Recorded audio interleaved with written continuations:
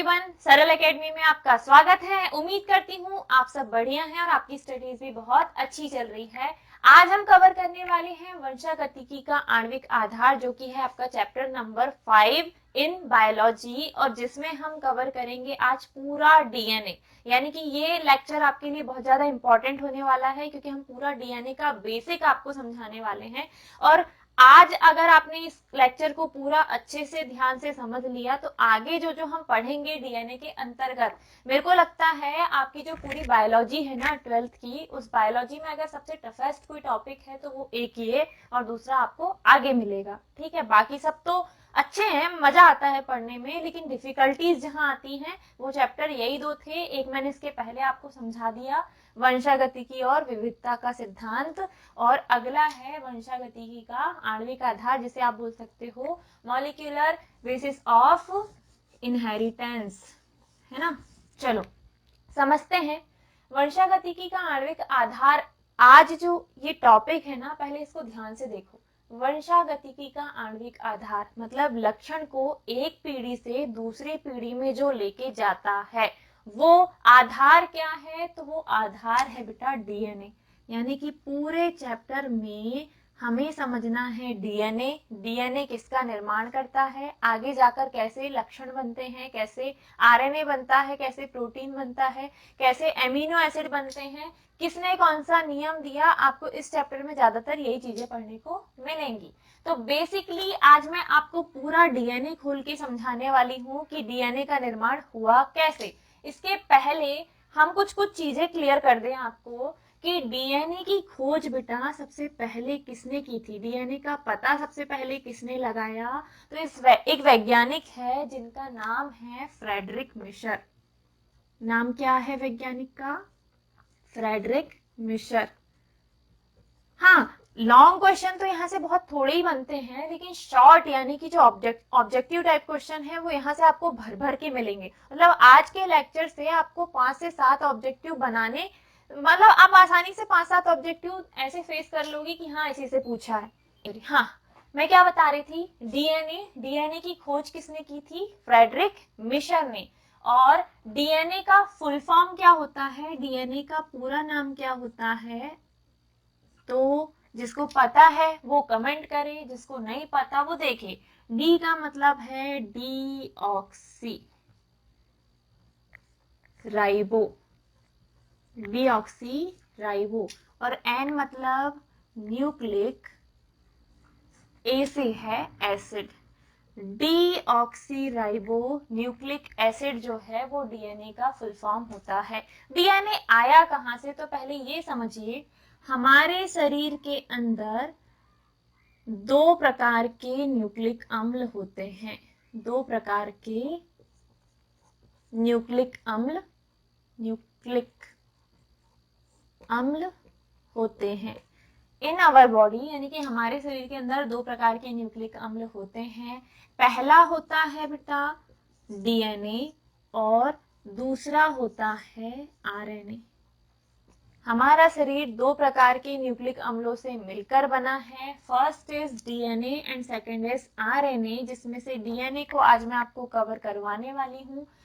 RNA इसी के आगे मैं आपको बेसिकली थोड़ा बहुत आज बता दूंगी, बाकी हमको लॉन्ग क्वेश्चन में थोड़ा थोड़ा मिलते चलेगा, है ना। तो आपको मेन इंपॉर्टेंट क्या समझना है, डीएनए। और डीएनए का ही फुल फॉर्म मैंने आपको बताया, डीऑक्सी राइबो न्यूक्लिक एसिड। ठीक है, समझ में आया।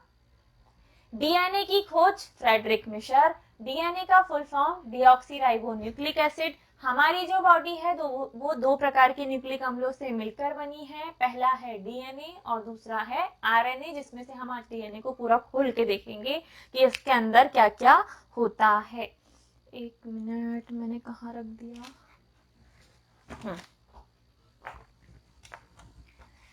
चलो देखो,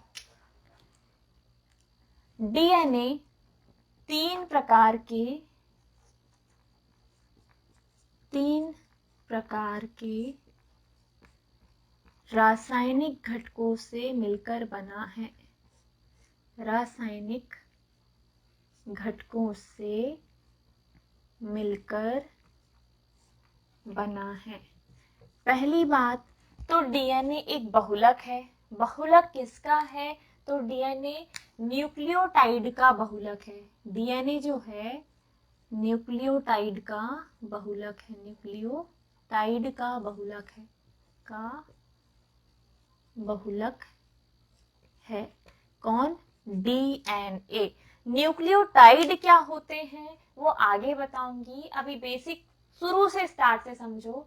डीएनए जो है वो एक बहुलक है, मतलब एक ही टाइप की श्रृंखला जब बार बार, एक ही टाइप का कंपाउंड जब बार बार रिपीट होके जुड़कर कोई कंपाउंड बनाता है तो उसे हम कहते हैं बहुलक। ठीक है, किसका बहुलक है? तो डीएनए किसका बहुलक है बेटा? न्यूक्लियोटाइड का बहुलक है।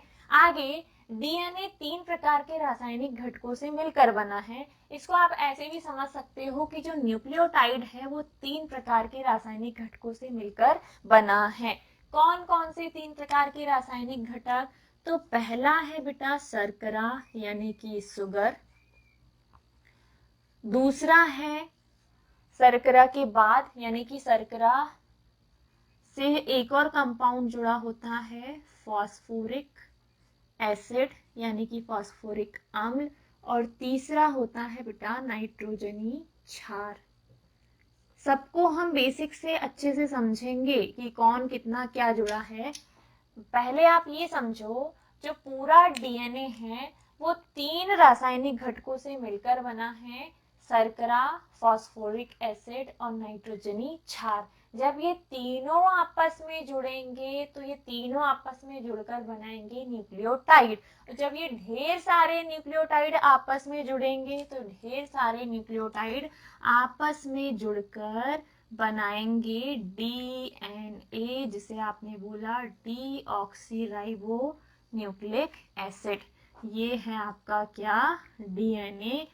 और जो कैसे मिलकर बना है? ढेर सारी न्यूक्लियोटाइड इकाइयों से। और आप कह सकते हो कि ये न्यूक्लियोटाइड का क्या है? बहुलक है, पॉलीमर है। इतनी कहानी क्लियर? इतना अच्छे से समझ में आया? ये सब तो मैं आगे बताऊंगी, यहाँ तक मत पहुंचो। अभी सिर्फ आपका मेन उद्देश्य ये है कि डीएनए की खोज किसने की, डीएनए का फुल फॉर्म क्या होता है, डीएनए किसका बहुलक है? तो डीएनए न्यूक्लियोटाइड का बहुलक है। न्यूक्लियोटाइड किससे मिलकर बना है? तो न्यूक्लियोटाइड, टाइड का मतलब 3। कौन सी 3 चीज? तो शर्करा यानी कि शुगर, फॉस्फोरिक एसिड और नाइट्रोजनी क्षार। जब इन तीनों को आप आपस में जोड़ देते हैं तो तीनों आपस में जुड़कर एक न्यूक्लियोटाइड बनाते हैं। और जब ऐसे ढेर सारे न्यूक्लियोटाइड को आपस में जोड़ दोगे तो इससे मिलकर जो संरचना बनेगी वो होगी क्या? डीएनए। अब हम एक एक करके समझते हैं कि डीएनए में शर्करा कौन सी होगी, इसका सूत्र कैसा होगा, फॉस्फोरिक एसिड और नाइट्रोजनी क्षार। तीनों को पहले अलग से समझते हैं, फिर तीनों को जोड़कर हम किसका निर्माण करेंगे? डीएनए का निर्माण करेंगे। समझे? इसको मैं रफ कर देती हूँ। आगे हम ये जो 3 डिटेल आपके सामने मैंने लिखी ना, वो मैं आपको खोल के बताऊंगी कि कहाँ कैसे कौन कैसे जुड़कर डीएनए का निर्माण करेगा। कमेंट बॉक्स में कमेंट करके बताओ। अभी मैं पढ़ा चुकी आपको, अब आपको रिवर्स केयर नहीं लगाना, मतलब पीछे नहीं जाना। हमारा शरीर कितने न्यूक्लिक अम्लों से मिलकर बना है और उनके नाम क्या क्या हैं। ठीक है, चलो। डीएनए न्यूक्लियोटाइड से मिलकर बना होता है। न्यूक्लियोटाइड का बहुलक है जो 3 रासायनिक घटकों से मिलकर बना होता है। रासायनिक घटकों से मिलकर बना होता है। 3 रासायनिक घटकों से मिलकर बना होता है। कौन कौन से 3 रासायनिक घटक? एक मिनट है ना, मैं चेक कर लूं रिकॉर्डिंग। न्यूक्लियोटाइड का बहुलक है जो 3 रासायनिक घटकों से मिलकर बना होता है। तो पहला है, पहला भी मैंने आपको बताया था क्या है। पहला है बेटा शर्करा,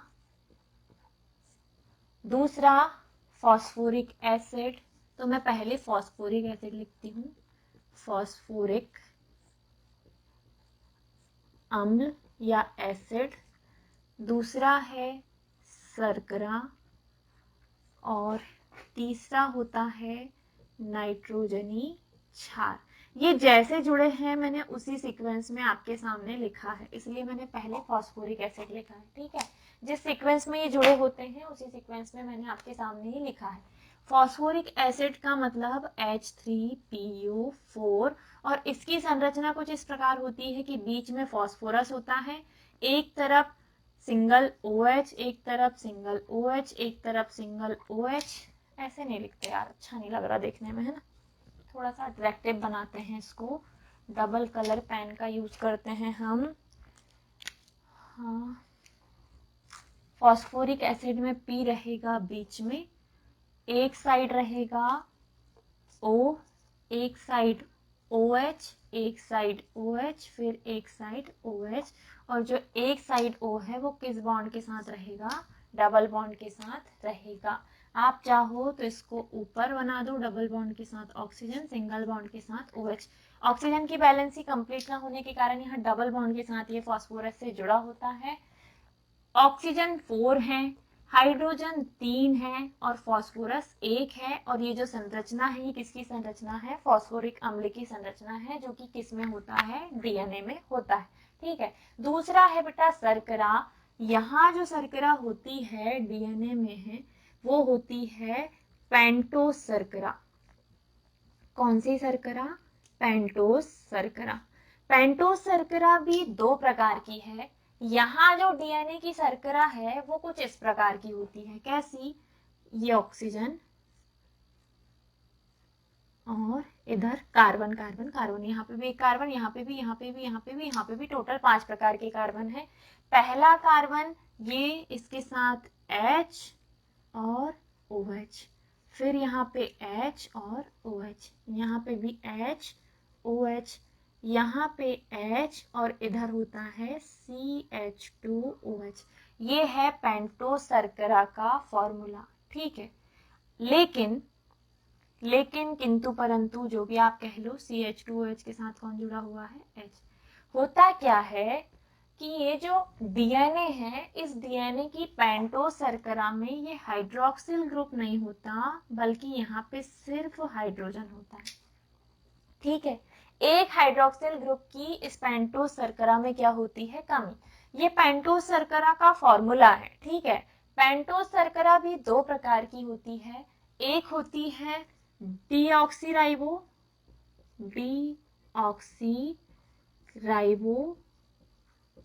पेंटोस शर्करा, और दूसरी होती है बेटा राइबोस पेंटोस शर्करा, राइबोस पेंटोस शर्करा।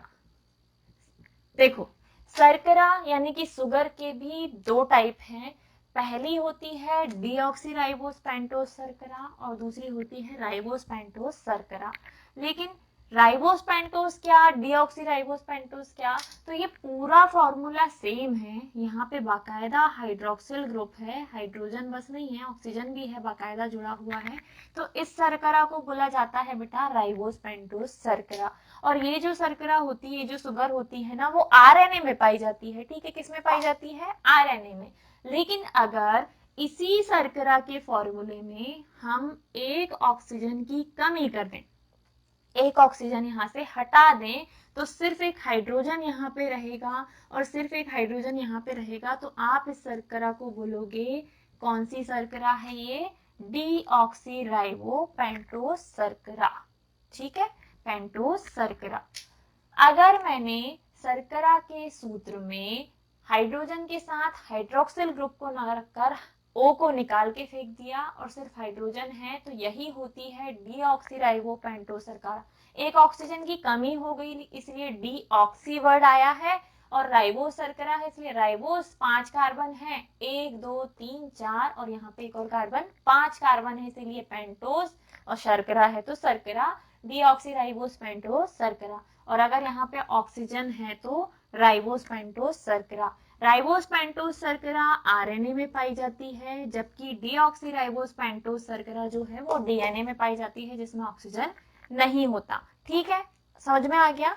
जो शर्करा है उसके दो प्रकार थे, जिसमें से डीऑक्सीराइबोस पेंटोस शर्करा आपकी यहाँ पे सामने चित्र में प्रदर्शित है, जो कि किसमें पाई जाती है, डीएनए में पाई जाती है। पेंटोस 5 कार्बन, 1 2 3 4 और एक ये कार्बन, 5 कार्बन के कारण इसे पेंटोस शर्करा कहा जाता है। और डीएनए में जो पेंटोस शर्करा होती है वो डीऑक्सीराइबोस पेंटोस शर्करा होती है। आगे जाकर नाइट्रोजनी क्षार जो डीएनए में पाए जाते हैं वो दो प्रकार के होते हैं। नाइट्रोजनी क्षार कितने प्रकार के होते हैं बेटा, दो प्रकार के होते हैं। इन्हें क्षार भी बोलते हैं और नाइट्रोजनी क्षारक भी बोलते हैं, तो डोंट कंफ्यूज। नाइट्रोजनी क्षारक, नाइट्रोजनी क्षारक जो है वो कितने प्रकार के होते हैं, दो प्रकार के होते हैं। पहले होते हैं बेटा प्यूरीन, और प्यूरीन के अंदर भी दो आते हैं, वे जिनमें दो वलय होते हैं। कौन से दो वलय, तो बेंजीन रिंग वाले जो वलय है ना, वो बेंजीन रिंग वाले दो वलय होंगे, तो वो होंगे कौन, प्यूरीन। दो वलय वाले स्ट्रक्चर को हम प्यूरीन बोलते हैं। इनका स्ट्रक्चर कुछ इस प्रकार होता है, एक बेंजीन रिंग। फुल स्ट्रक्चर आपको बुक में देखने को मिल जाएगा, उतनी डिटेल में हम नहीं जाएंगे, उतना समय नहीं बचा और वो आपके काम का अभी नहीं है, बाद में जब लगेगा तब देखेंगे नीट वगैरह में। अभी आपको 12th निकालना है, तो 12th के लिए जितना इंपॉर्टेंट है अब मैं सिर्फ उस पर फोकस करती हूँ। प्यूरीन का जो स्ट्रक्चर है वो दो वलय से मिलकर बना है, दो रिंग से। पहली बेंजीन रिंग और दूसरी पेंटोज वाली 5 कार्बन वाली बेंजीन रिंग। एक रिंग, दो रिंग है तो इसे हम बोलेंगे प्यूरीन। और प्यूरीन के दो प्रकार के होते हैं, एक होता है एडेनिन और दूसरा होता है गुआनिन। एडेनिन को ए से दर्शाते हैं, गुआनिन को जी से दर्शाते हैं। और प्यूरीन जो नाइट्रोजनी क्षारक का एक प्रकार है। दूसरा होता है बेटा पायरिमिडीन, पायरिमिडीन। पायरिमिडीन की अगर हम बात करें तो वे जिनमें एक ही वलय होता है, जिनमें एक वलय या एक रिंग होता है। एक रिंग सिंगल बेंजीन रिंग अगर है तो हम उसे बोलते हैं पायरिमिडीन। और इनके प्रकारों की अगर हम बात करें तो एडेनिन गुआनिन को छोड़ दो, साइटोसिन, थायमिन और अगर आरएनए की बात की जाए तो यूरेसिल। दो प्रकार के होते हैं क्या, नाइट्रोजनी क्षारक। पहला होता है प्यूरीन, दूसरा होता है पायरिमिडीन। प्यूरीन वापस से एक ऐसी संरचना जिसमें दो वलय या दो रिंग होते हैं। इसके भी दो प्रकार हैं। प्यूरीन के दो प्रकार कौन कौन से, एक एडेनिन और दूसरा गुआनिन। दूसरा होता है पायरिमिडीन जिसमें एक ही रिंग होती है। जब हम आरएनए की बात करेंगे तब हम यूरेसिल की बात करेंगे। अभी हम चूंकि डीएनए की बात कर रहे हैं तो डीएनए में जो पायरिमिडीन प्रकार के नाइट्रोजनी क्षारक होते हैं वो दो प्रकार के हैं, एक है साइटोसिन और दूसरा थायमिन। साइटोसिन को सी से दर्शाते हैं और थायमिन को टी से दर्शाते हैं। इतनी बात क्लियर। देखो कितना डिटेल में जा रहे हैं।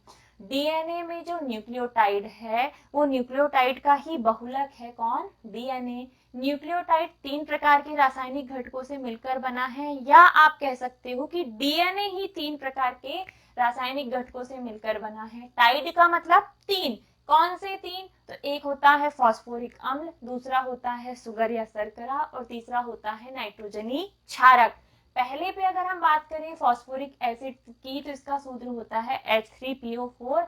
फास्फोरिक अम्ल के कारण ही इसे बोलते हैं डीऑक्सीराइबोन्यूक्लिक एसिड। अम्ल आया ना, अम्ल कौन सा आया, फास्फोरिक अम्ल, इसीलिए डीएनए में आखिरी में एसिड वर्ड आपको देखने को मिलेगा। फास्फोरिक अम्ल का सूत्र आपके सामने प्रदर्शित है जिसमें एक फास्फोरस ग्रुप होता है और एक फास्फोरस कंपाउंड है। आगे जाके फास्फोरस हाइड्रोक्सिल ग्रुप से जुड़ा हुआ है तीन तरफ से, और एक तरफ से सिर्फ एक ऑक्सीजन डबल बॉन्ड के साथ जुड़ा हुआ है। सेम स्ट्रक्चर आपको याद रखना है आगे, क्योंकि बॉन्डिंग में आपको हेल्प करेगा। दूसरा शर्करा जो है वो होती है पेंटोस शर्करा। इस पेंटोस शर्करा में एक हाइड्रोक्सिल ग्रुप की कमी होती, सिर्फ हाइड्रोजन होता, ऑक्सीजन नहीं होता, इसीलिए इसको बोलते हैं डीऑक्सीराइबोस पेंटोस शर्करा। पेंटोस क्यों, 1 2 3 4 और एक 5 कार्बन के कारण इसे पेंटोस शर्करा बोलते हैं। और डीऑक्सीबर्ड ऑक्सीजन की कमी के कारण आया है।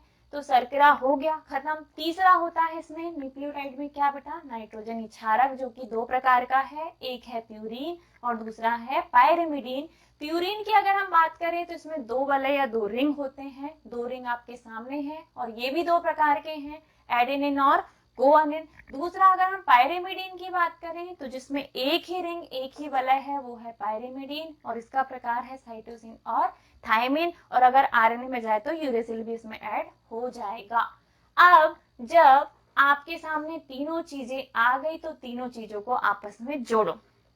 कैसे जोड़ोगे तो देखो, अगर हम बात करें फास्फोरिक अम्ल की तो ये जुड़ा होता है शर्करा से।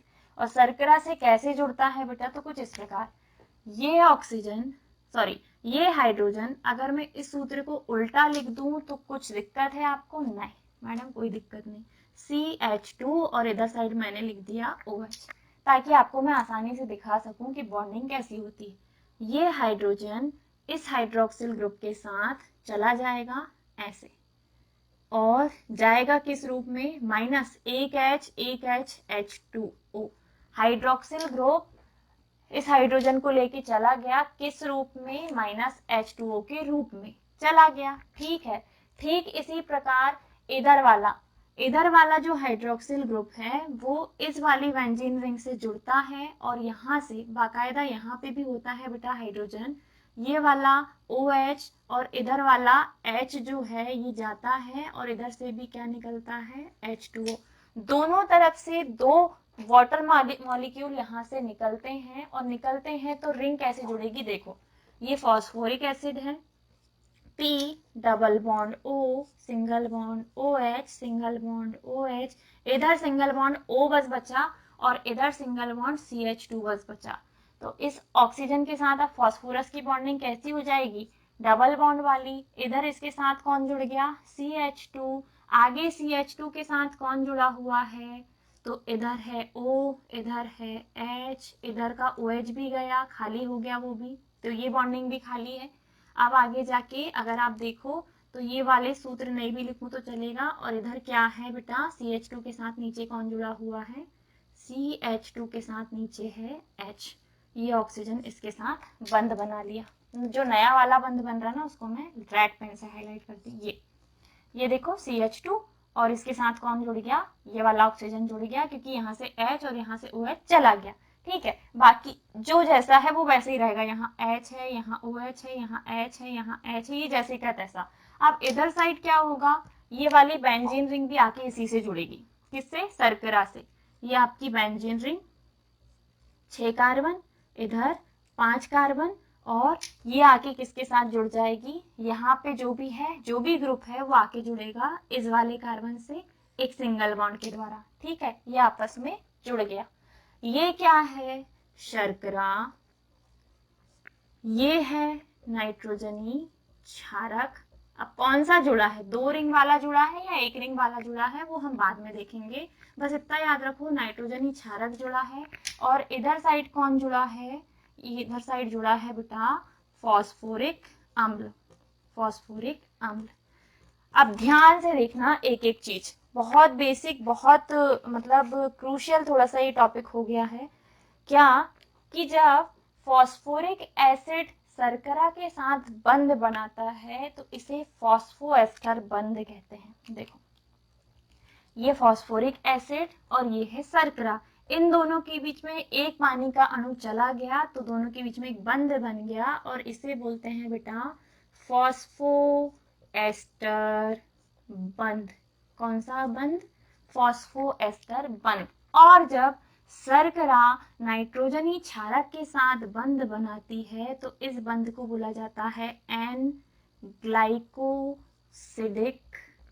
ग्लाइकोसिडिक बंध। ध्यान से देखिए, एक मिनट में चेक कर लूं बोर्ड पे आ रहा है कि नहीं पूरा, हाँ आ रहा है। क्या बोला मैंने कि जब फॉस्फोरिक एसिड शर्करा के साथ बंध बनाएगा तो उसे बोला जाता है फॉस्फोएस्टर बंध, और अगला जब बंध बनेगा तो फॉस्फोडाइएस्टर बंध बोलेंगे, जब एक दूसरे से जुड़ेगा तो फॉस्फोडाइएस्टर बंध। ठीक है, तो इन दोनों के बीच में बना है फॉस्फोएस्टर बंध, किस किस के बीच में, फॉस्फोरिक अम्ल और शर्करा के बीच में। अगला ग्लाइकोसिडिक बंध बना है शर्करा और नाइट्रोजनी क्षार के बीच में।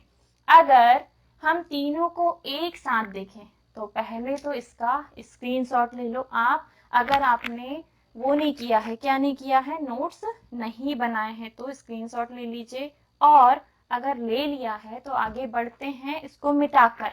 यहाँ तक क्लियर। अभी मैंने सिर्फ आपको इन तीनों को जोड़ना सिखाया है, फॉस्फोरिक अम्ल, शर्करा और नाइट्रोजनी क्षार को। अभी हमने डीएनए नहीं बनाया बेटा।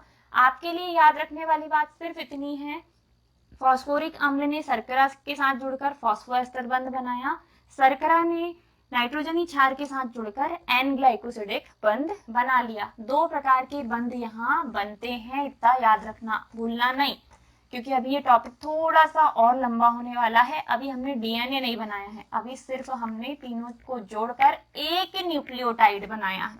एक क्या बनाया है, न्यूक्लियोटाइड। जबकि हमें पता है डीएनए क्या है, न्यूक्लियोटाइड का बहुलक है, न्यूक्लियोटाइड का बहुलक है। ठीक है, चलो देखो आगे। आगे की कहानी कुछ इस प्रकार से है। मैंने आपको बताया बीच में है सुगर, शर्करा, एक तरफ है फॉस्फोरिक अम्ल और एक तरफ है नाइट्रोजनी क्षार, एनपी, नाइट्रोजनी क्षार। शर्करा, फॉस्फोरिक अम्ल, नाइट्रोजनी क्षार, जब ये तीनों जुड़ जाते हैं ना तो एक टाइप की, एक तरफ की श्रृंखला बनना चालू हो जाती है बेटा। ऐसी तीनों एक बार जुड़े, तीनों दूसरी बार जुड़े, तीनों तीसरी बार जुड़े, तो कैसे जुड़ेंगे, तो एक शुगर जो है, एक शर्करा जो है वो दूसरे वाले फॉस्फोरिक अम्ल से जुड़ेगी, फिर दूसरा वाला फॉस्फोरिक अम्ल अगली वाली शर्करा से जुड़ेगा, अगली वाली शर्करा फिर अगले वाले फॉस्फोरिक अम्ल से जुड़ेगी, और ऐसे जिग जैग। ऐसा कैसा, शर्करा, फॉस्फोरिक अम्ल, फॉस्फोरिक एसिड, नाइट्रोजनी क्षार, फिर शर्करा, फॉस्फोरिक अम्ल, और इधर क्या है, नाइट्रोजनी क्षार, फिर शर्करा, फॉस्फोरिक एसिड, और इधर क्या है, नाइट्रोजनी क्षार। ये सीक्वेंस लगातार चलते रहता है और एक तरफ की श्रृंखला बनते चली जाती है। इन तीनों को एक साथ हम बोलते हैं क्या बेटा, न्यूक्लियोटाइड। और जब ढेर सारे न्यूक्लियोटाइड आपस में जुड़ जाएं तो ढेर सारे न्यूक्लियोटाइड आपस में जुड़कर बना लेते हैं बहुलक। लेकिन ये एक तरफ की श्रृंखला बनती है, एक तरफ की श्रृंखला डीएनए की ऐसे बनती है। अगर आपको दूसरी तरफ की चाहिए तो इसी का उल्टा कर दो, नाइट्रोजनी क्षार के साथ आगे फिर नाइट्रोजनी क्षार जुड़ता है। कौन सा जुड़ेगा ये डिपेंड करेगा प्यूरिन और पिरिमिडिन पे। एडेनिन और गुआनिन जो हैं वो है प्यूरिन, साइटोसिन और थाइमिन जो है वो है पाइरिमिडीन। और अगर हम बात करें किसकी, प्यूरिन हमेशा पिरिमिडीन से जुड़ेगा, मतलब एडेनिन हमेशा थाइमिन से जुड़ेगा डबल बॉन्ड के साथ, गुआनिन हमेशा साइटोसिन के साथ जुड़ेगा ट्रिपल बॉन्ड के साथ, और इन बॉन्ड को बोला जाता है बेटा हाइड्रोजन बॉन्ड या हाइड्रोजन बंध। क्या बोला मैंने, एडेनिन हमेशा थाइमिन के साथ जुड़ता है, मतलब यहाँ अगर नाइट्रोजनी क्षार के रूप में एडेनिन है तो वो किससे जुड़ेगा आगे, थाइमिन से, और दोनों के बीच में कौन सा बंध रहेगा, डबल बॉन्ड। आगे थाइमिन किससे जुड़ेगा, तो थाइमिन वापस से जुड़ेगा शर्करा से, और शर्करा वापस से जुड़ेगी फॉस्फोरिक एसिड से, और ऐसे करके दूसरे तरफ की श्रृंखला कंप्लीट होगी। देखो कितना लंबा स्ट्रक्चर होता है डीएनए का।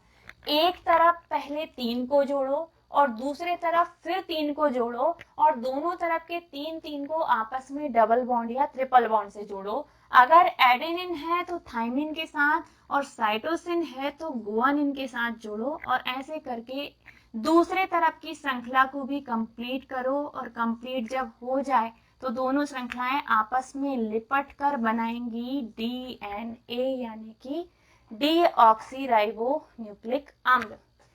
कहां तक पहुंचे थे हम, फॉस्फोरिक अम्ल ने शर्करा के साथ बॉन्ड बनाया था जिसका नाम था क्या, फॉस्फोएस्टर बंध। शर्करा ने नाइट्रोजनी क्षार के साथ बंध बनाया था जिसको मैंने बोला था एन ग्लाइकोसिडिक बंध। आगे जाकर नाइट्रोजनी क्षार ने फिर से नाइट्रोजनी क्षार के साथ बंध बनाया, हाइड्रोजन बंध। अगर एडेनिन है तो थाइमिन से जुड़ेगा, साइटोसिन है तो गुआनिन से जुड़ेगा, क्योंकि प्यूरिन ये हमेशा पिरिमिडिन से जुड़ेगा, ये नियम है, ऐसा होगा ही होगा। फिर आगे जब आपने नाइट्रोजनी क्षार को जोड़ दिया तो ये नाइट्रोजनी क्षार वापस से किससे जुड़ते हैं, शर्करा से। देखो एक तरफ की श्रृंखला ये आधी, इधर तरफ न्यूक्लियोटाइड, एक तरफ की श्रृंखला ये आधी, सेम श्रृंखला इधर बनती है और ऐसे करके एक पूरा डीएनए तैयार होता है। और डीएनए में क्या होता है, दो कुंडलीय स्ट्रक्चर। मैं अब इसको अच्छे से बना के बताती हूँ कि डीएनए का स्ट्रक्चर होता कैसा है, ठीक है, कौन किससे कैसे जुड़ता है। यहाँ तक अगर एक बार में समझ में ना आए तो 3 बार वीडियो देखना, लेकिन अच्छे से समझना। डीएनए हमारा कुछ ऐसा होता है बेटा,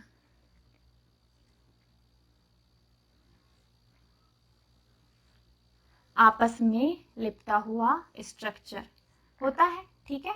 ये इधर से इधर,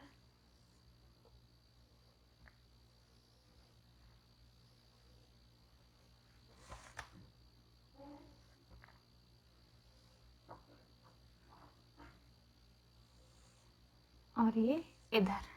और इसका स्ट्रक्चर कुछ इस प्रकार होता है कि अगर ये श्रृंखला 5' है तो 3' पे खत्म होगी, कार्बन की स्थिति के आधार पर ये जुड़ते हैं। और अगर 3' है तो 5' पे जाके खत्म होगी। और हम बोलेंगे कि डीएनए में 2 कुंडलियां होती हैं, 5' सिरा 3' सिरे तक खत्म होगा और 3' सिरा 5' पे जाकर खत्म होगा। ये कार्बन की स्थिति पे देखो, ये था आपका सुगर यानी कि शर्करा, इसमें पहला कार्बन, दूसरा, तीसरा, चौथा और ये पांचवें कार्बन से जुड़ा होता है कौन, फास्फोरिक अम्ल, फास्फोरिक एसिड, ठीक है, फास्फोरिक एसिड। श्रृंखला अगर 5वें से स्टार्ट हुई तो जाकर किस में खत्म हुई, तीसरे कार्बन में। देखो अगला वाला छोर तीसरे से, फिर 5वें से, फिर तीसरे से, फिर 5वें से, फिर तीसरे से, ऐसे करके 5वां तीसरा सीक्वेंस जो है वो जुड़ने का चलते रहता है। और एक छोर बन जाता है 5' एक छोर बन जाता है 5' जो कि आगे जाके खत्म होता है किस पे, 3' पे। और इसका उल्टा अगला वाला जुड़ना चालू होता है जो कि स्टार्ट होता है 3' से और खत्म होता है कहाँ, 5' पे, क्योंकि वो इससे उल्टे सीक्वेंस में जुड़ता है, ठीक है। इसीलिए डीएनए का जो स्ट्रक्चर है उसमें 2 कुंडलियां हैं। डबल कुंडलियों में एक का नाम होता है 5' 3' और दूसरे का 3' और 5', ठीक है। इसमें बीच में होती है शर्करा, एक तरफ होता है फॉस्फोरिक एसिड और दूसरी तरफ होते हैं नाइट्रोजनी क्षार। अगर एडेनिन है तो एडेनिन जुड़ा होता है डबल बॉन्ड के साथ, किससे, थाइमिन से। थाइमिन वापस से जुड़ेगा सुगर से और सुगर वापस से जुड़ेगी फॉस्फोरिक एसिड से, फॉस्फोरिक अम्ल से। आगे शर्करा वापस से जुड़ती है किससे बेटा, फॉस्फोरिक एसिड से, फॉस्फोरिक एसिड वापस से सुगर से और सुगर वापस से एडेनिन के बाद हम साइटोसिन ले सकते, कुछ भी ले लो, ठीक है। नाइट्रोजनी क्षार वापस से जुड़ा होगा नाइट्रोजनी क्षार से, साइटोसिन है तो जुड़ेगा किससे, गुआनिन से, गुआनिन से जुड़ो, गुआनिन फिर से जुड़ेगा सुगर यानी कि शर्करा और शर्करा वापस से जुड़ेगी फॉस्फोरिक एसिड से और इस शर्करा ने इसके साथ भी क्या बनाया होगा, बंध। ऐसे करके ये सीक्वेंस जिग जैग चला आता है।